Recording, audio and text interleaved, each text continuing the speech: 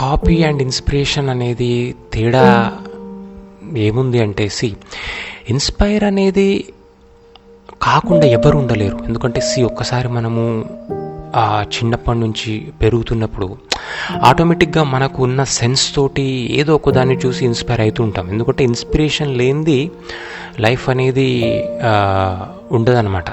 సరే, దాన్ని చూసిన ప్రతిదాన్ని మనము పూర్తిగా అడాప్ట్ చేసుకుంటామా, మనలో ఒక భాగంగా చేసుకొని మనము ముందుకు పోతామా అనేది అది సెకండరీ. బట్ ఇన్స్పైర్ కాని వాళ్ళంటూ ఎవరు ఉండరు. అయితే ఇక్కడ ఏంటంటే, ఇన్స్పైర్ కావడంలో తప్పు లేదు ఒకదాన్ని చూసి, కానీ కాపీ అంటే మాత్రం అది ఇక అంటే ఎట్లా ఉందో అట్లా ఇక అది అంటే ఒకదాన్ని చూసి మనం ఇన్స్పైర్ అయ్యి మనలో ఉన్న క్వాలిటీస్కి తగ్గట్టు దాన్ని మాడిఫై చేసుకొని మూవ్ అయితేనేమో అది వేరు. ఇక అంటారు కదా మక్కీ టు మక్కీ అని, ఇక దించేసి వాళ్ళ లెక్క బతుకుదాము లేకపోతే వీళ్ళ లెక్క బతుకుదాము అంటే మనకు ఒక లైఫ్ స్టైల్ మనకంటూ ఒకటి ఐడెంటిటీ లేకుండా ఒకలాగా బతుకుదాము అనుకోవడం అది కాపీ అయిపోతుంది. అది ఒక మనిషి లైఫ్ స్టైల్ కావచ్చు, లేకుంటే ఏదైనా వస్తువులు కావచ్చు, ఏదైనా మూవీస్ కావచ్చు, లేకపోతే ఏదైనా వర్క్ కావచ్చు. వర్క్ అంటే లైక్ ఒక బుక్స్ రాయడము, లేకుంటే ఇంకేదైనా ఒకరి స్టైల్ని యాజ్ ఇట్ ఈస్గా మనము ఫాలో అయినామనుకోండి, అది డెఫినెట్గా కాపీ అయిపోతుంది. సో కాపీ చేయడం వల్ల నష్టం ఏముంది అంటే, ఇప్పుడు ఎగ్జామ్స్లో కూడా కాపీ చేస్తాం ఆటోమేటిక్గా డెఫినెట్గా చూసి. సో ఏమవుతుందంటే, ఆ కాపీ చేయడం వల్ల మనకంటూ ఒక ఐడెంటిటీ ఏముంటుంది అనమాట. అక్కడ ఉంది, ఇక్కడ దించేసినాం, అంతే అయిపోయింది అది. మరి లైఫ్లో కూడా ఒకళ్ళని చూసి మనము అట్లనే చేస్తే అది పులిని చూసి నక్క వాత పెట్టుకుంది అట్లా అంటారు కదా, అట్లా అయితే నీకు ఇంటర్నల్గా నువ్వు ఏం లేవు, నువ్వు ఒక న్యూట్రల్గా ఉన్నావు కాబట్టి నువ్వు వాళ్ళకి కాపీ కొట్టి బతికేయచ్చు. బట్ ఒక ఐడెంటిటీ ఉన్నోడు మాత్రం డెఫినెట్గా అట్లా చేయడు. ఇన్స్పైర్ అవుతాడు, ఓహో అట్లయితే బాగుంది అని. తర్వాత వాళ్ళకి తగ్గట్టు ఏదైనా ఉంటే మార్పులు చేర్పులు చేసుకొని బతకడం ఇంకేదైనా చేస్తారు. ఇక్కడ ఏంటంటే, ఇన్స్పైర్ అయినంత మాత్రాన అతను కాపీ కొట్టిండు అంటే అని అనలేము, రెండు వేరు.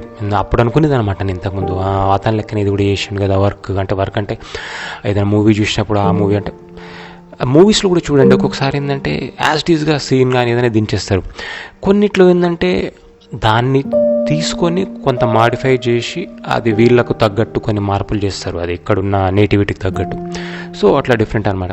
ఇకపోతే డూప్లికేట్ అనేది మాత్రం ఎగ్జాక్ట్ కాపీ అంటారు. కాపీ అన్న డూప్లికేట్ అన్న ఒకటే అనుకోవచ్చు. మనం ప్రోడక్ట్స్ కూడా చూస్తుంటే మార్కెట్లో అసలు కొన్ని ప్రోడక్ట్స్ ఎంత ఫాస్ట్గా వచ్చేస్తాయంటే, అక్కడ అంటే వాళ్ళు అక్కడ ఒరిజినల్గా రిలీజ్ చేసిన తర్వాత ఆటోమేటిక్గా మనకు అసలు డూప్లికేట్స్ ఫస్ట్ వచ్చేస్తాయి మార్కెట్లో. నేను చాలా చెప్పులు కానీ బట్టలు కొన్ని బ్రాండ్స్ నాకు అసలు తెలియదు అంతకుముందు.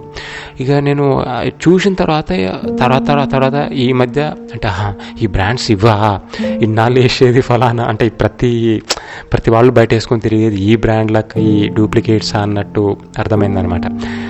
సో ఒక విధంగా అంటే అట్లని కాదు, కానీ ఈ డూప్లికేట్స్ చేసే వాళ్ళని కూడా మెచ్చుకోవాలనిపిస్తుంది. వాళ్ళు ఎంత ఇన్స్టెంట్గా అంటే ఒక ఫాస్ట్గా అది మార్కెట్లో రాగానే దాన్ని చేసి ఒక మార్కెట్ చేసుకోవాలి వాళ్ళకంటే ఫాస్ట్గా, ఒరిజినల్ వాళ్ళకంటే ఫాస్ట్గా అనుకోవడం అందరు అఫోర్డ్ చేయలేరు కదా.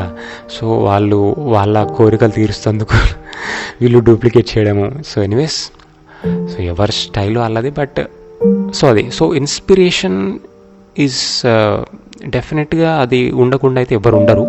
బికాజ్ పుట్టంగానే మనకి ఇంటర్నల్గా అయితే ఇట్లా ఇన్బిల్ట్ అయితే ఏం రావు.